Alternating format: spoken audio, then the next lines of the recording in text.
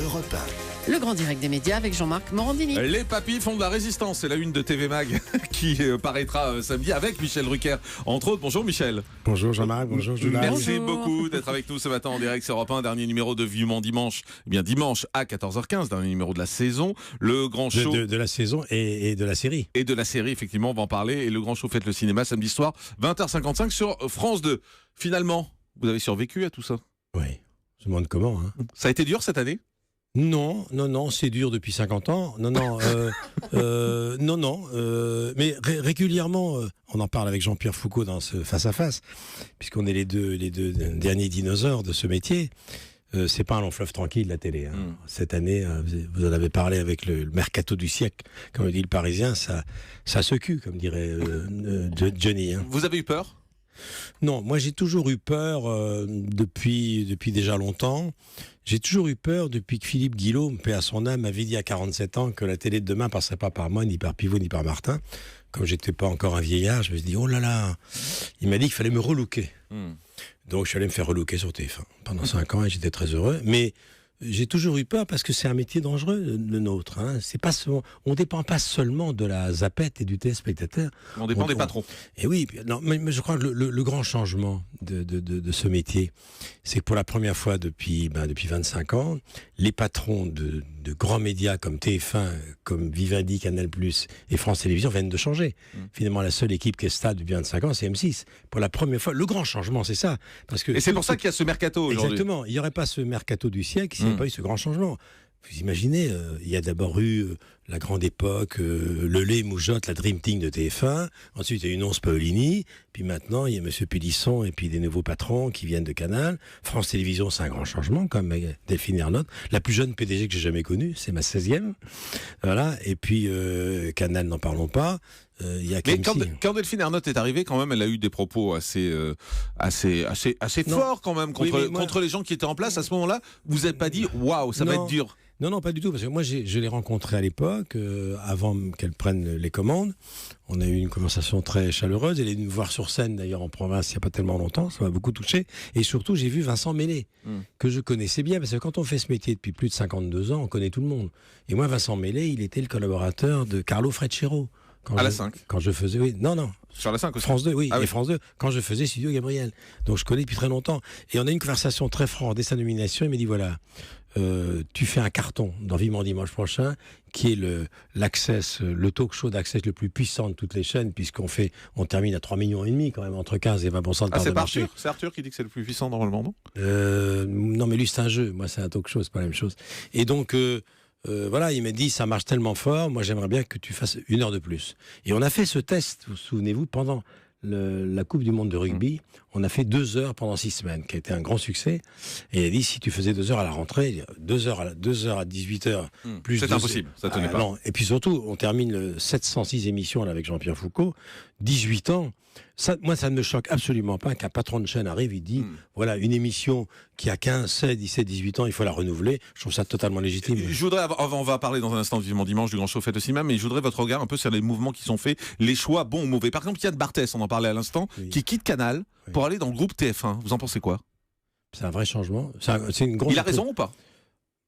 C'est-à-dire que Yann Barthès, jusqu'à preuve du contraire, il est connu du public de Canal+. Là, il rentre dans la cour des grands. Il a du talent, c'est très drôle. Ça m'étonne pas que TF1 les pécho, hein, parce que c'est nouveau. C'est vrai que c'est un humour. Ça peut marcher sur TMC pour vous qui êtes un expert? Vous avez un doute? Ça dépend ce qu'il va faire. Ouais, vous avez un doute quand même? Non, mais il faut changer de toute façon. Comme par exemple, il y a quelqu'un qui est dans la maison maintenant, Thomas Touroute, qui me fait beaucoup rire, qui a beaucoup de talent.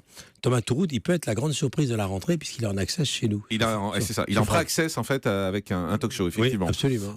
Dans les défis, il y a eu Arthur par exemple qui s'est planté avec sa quotidienne. On en parlait tout à l'heure. Il a eu raison d'aller faire ça? Oui, il a trop voulu copier Hanouna? C'est vrai, c'est-à-dire que dans le papier du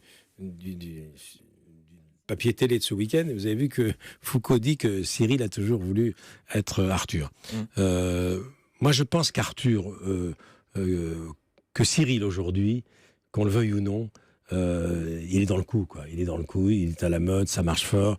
Il nous dit dans l'émission de dimanche, parce qu'il est sur mon plateau, qu'il va pas s'éterniser à l'antenne pendant plusieurs années, qu'il va être patron de chaîne. Je sais pas si Arthur a eu raison, mais moi j'aimais beaucoup la formule d'Arthur en deuxième partie de soirée de vendredi, qui marchait fort d'ailleurs. Cela dit, est-ce qu'on peut juger une émission sur 5 jours avec le contexte c'était peut-être pas le bon moment, c'était peut-être pas le bon moment. Et pourtant, il n'était pas face à Arthur. C'est pour ça que j'ai pas compris. À Cyril, excusez-moi. Ouais. Ils sont pas face à face. Non, ils sont pas face à face. Il était avant pour essayer de capter le public avant, en fait, finalement. Mais bon, c'est un grand pot, Arthur. Il a pas dit son dernier mot. France 2 qui change tous ses après-midi. Oui. Ça, c'est un défi aussi, quand même. Oui, mais quand on regarde en détail, ils ont raison. Lopez.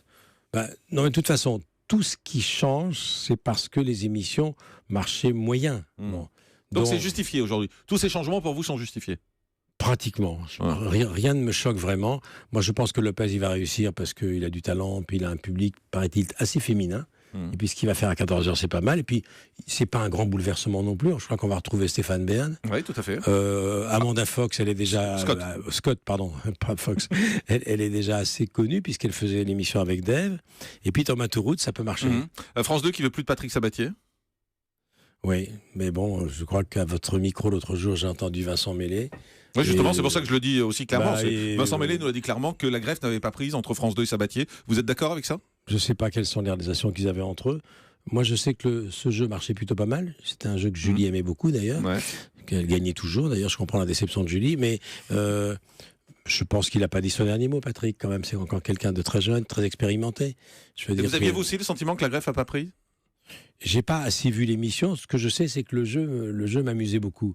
Mais c'est pas peut-être le courant n'est peut-être pas passé entre les patrons et lui. Je sais pas. Je connais pas. C'est injuste le fait qu'il soit écarté de France 2 ?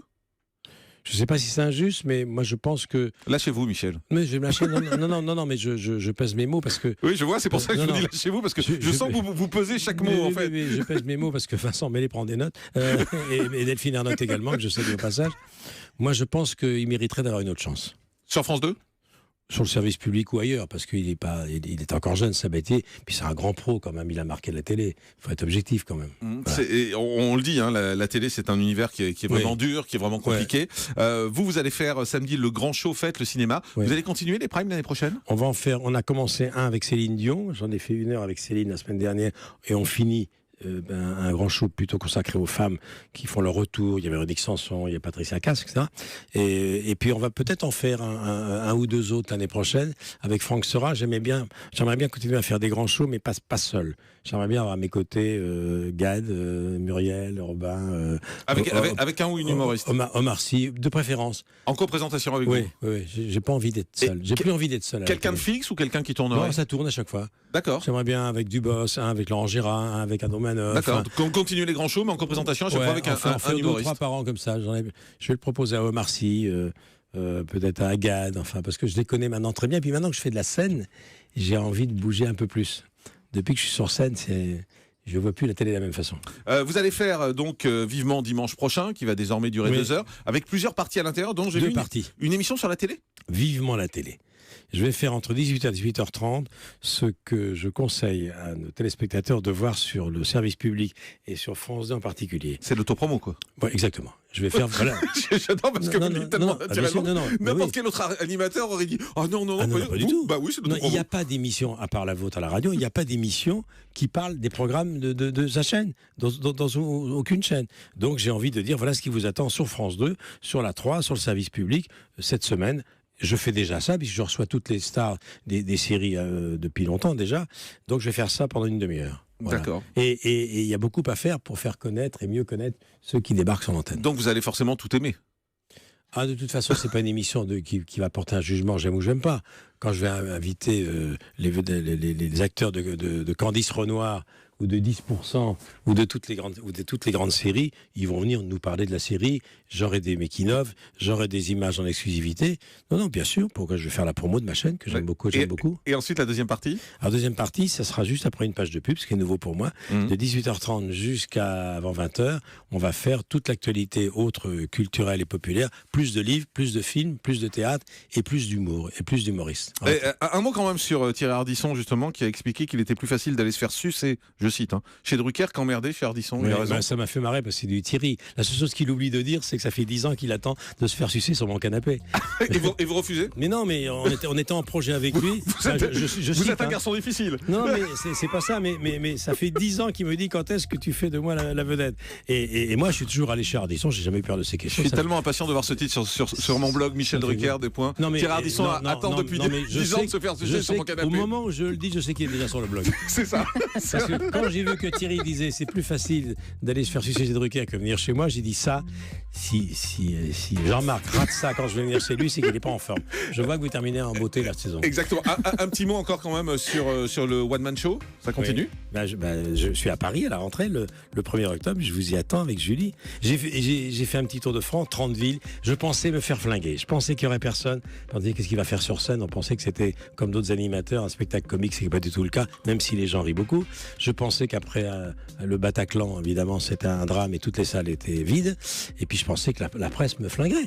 Ça a été tout le contraire. Et donc à Paris, à partir du 1er octobre, au Bouffe Parisien, promesse que j'avais faite à Jean-Claude Brialy, qui était patron du théâtre à l'époque.